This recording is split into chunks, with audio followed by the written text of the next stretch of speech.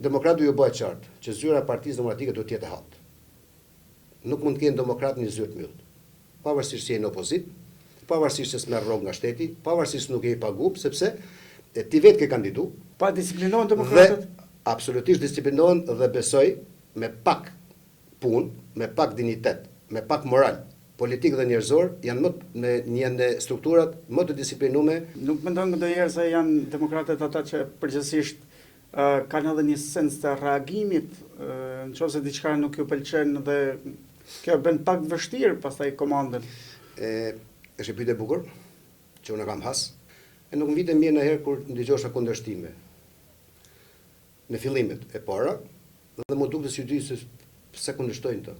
E mendoja që e ka me mu, por në fakt e kishte me atë që kishte gabu Partia Demokratike në vite. Me atë që ndoshta shumë drejtues Partisë Demokratike të institucionet që Partia Demokratike kishte, nuk i kishte respektu, ndoshta si ishin prit, ndoshta ishin përçmuar demokratët.